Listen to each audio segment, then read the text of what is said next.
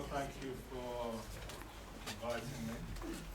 Monique is a former student of mine, so I'm very pleased to be here and pleased that she's doing so well. She's so successful in what she's doing.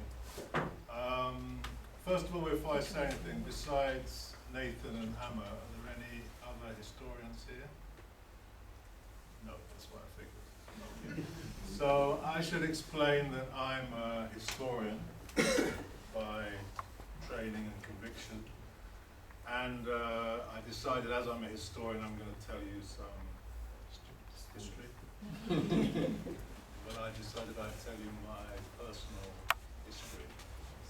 And then we can see what can be gleaned from that history. So I decided I wanted to teach history when I was about, African history when I was about 14, something like that. I started my first PhD in 1979 at this institution here at SOAS. The department I was in refused to upgrade it from an MPhil to a PhD, and refused to do various other things. So I walked out of SOAS. I applied to become a teacher at this august institute. They rejected my application, as did some others in London. I was then unemployed for 2 years. I then decided I would cut out some intervening years. I started my second PhD in 1987. By that time I had become a teacher, so I took that PhD over 7 years part-time. During that time I taught GCSE history, A-level history, adult education history, access history. I taught African history in Broadmoor High Security Institution for a while. I received my PhD in history also from SOAS in 1994. I was joined Middlesex University in 1995, I think, as a part-time lecturer in history. I was there for 1994, 1995, I was there for about 15 years, I think. In 2003 I was promoted to reader. I applied for a professorship in 2009, something like that. My application was rejected. I was made redundant the same year. I was unemployed for 2 years. In that 2 years I had 2 job interviews. Second one was a job at the University of Chichester, which meant taking a demotion to senior lecturer. I got that job. I immediately applied for promotion to professor, which was rejected. But I was promoted back to reader. And then last year, I applied for promotion to professor. I'm now professor of the history of Africa and the African diaspora. So I think I'm the only professor in the country for the history of Africa and the African diaspora. I may be the only history professor of African heritage in the country, I'm not sure about that. I may even be the first, I'm not sure about that either. Anyway, the point of this long story is that if you set out your wish to do something, then whatever the obstacles are, you should not give up, you should carry on and do it. And of course there are all kinds of setbacks and so on. And our PhDs are not things in themselves. They are a means to an end, something else that we want to do. So in my case it was to teach the history of Africa and Africans. In your case it may be various things. So, but I think it's important to keep the prize in mind, the aim in mind, and see PhDs in that light. And they can be very, even in adverse circumstances, you can learn a lot from. As I say, I did too. And the first one I made a lot of mistakes, tactically, you can say. And I learned from those mistakes when I did the second one. I remember reading years ago, some of you would have read Walter Rodney's reminiscences of being at SOAS. And when I was, because SOAS is I hasten to add, is a very enlightened place now. When I was there, it wasn't very enlightened, especially as an undergraduate. When Walter Rodney was there, it was even more unenlightened. But he talks about his experience of doing a PhD. And he says essentially that his supervisors were very reactionary. And of course he was doing his research onto the whole question of slavery and so on in West Africa. But what he says is that he learnt from these reactionary supervisors how to present an argument. Because he had to be sure that the argument he presented was watertight. So it's no pun intended. That he had all the evidence, that he had everything weighed up, and it was irrefutable.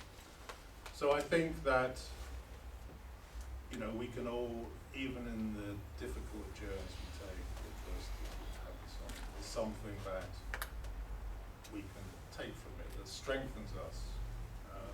Because, as people are already hinting, if you think the PhD is difficult, wait till you get into academia, because that's even more difficult.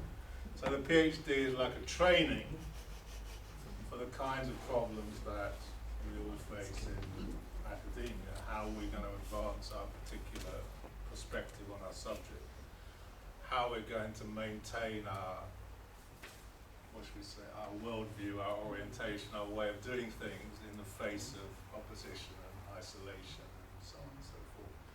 And all of us face this isolation. If I look around and say, okay, how many other historians are there in this country? In fact, I'll just tell you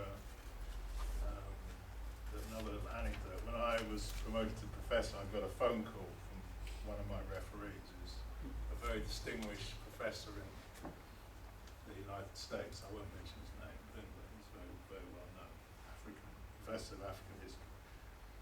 And he was saying, well, it's very good, it's very good, you're very successful, and wish you well, and so on. We were discussing, and I was saying, yeah, we're trying to do this, and we're trying to do that. And he was saying, yeah, well, in the US, we've got things set up so that when somebody of African heritage comes into academia, they can go throughout academia, only be taught by Africans, only be examined by Africans, only needing Africans for their referees and their references, only being published by Africans, and so on and so forth. So I say this to say that we have many things that we still have to accomplish. It's not to say that necessarily all Africans are sympathetic and so on and so forth, but it just shows the problems that we have to overcome. So in our way, we're all pioneers in our fields, in our subjects. We're breaking new ground. There may be one or two other people, but we have that kind of responsibility to break into these fields, to make it easier for those who come behind us. So we have to have that resolve. Yeah, it's not easy, but it's our responsibility to forge a path for others. And in time, this kind of critical mass of people will emerge. And we're already seeing it beginning to emerge. Things are different now than they were 10 years ago or 20 years ago and so on. So, again, I would say to you that don't give up. Don't be demoralized by all these difficulties that appear to be there. Keep going.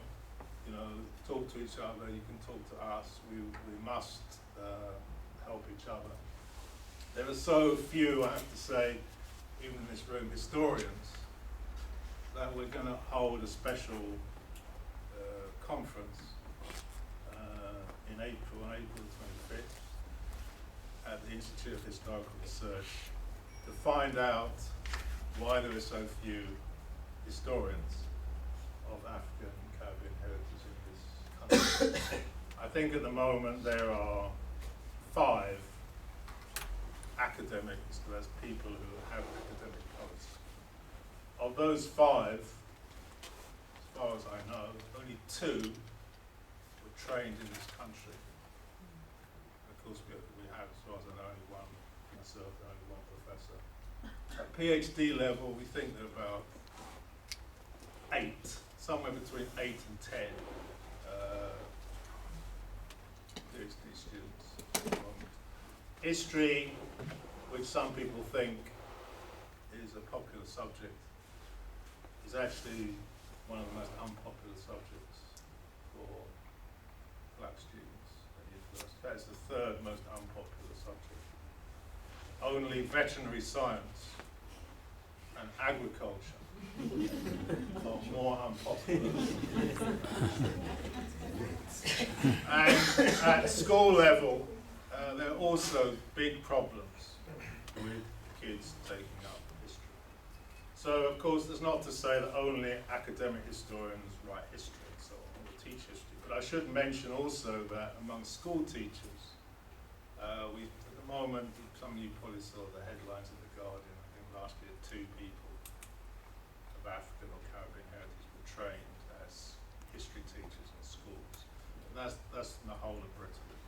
And that's the average each year, there are about 2.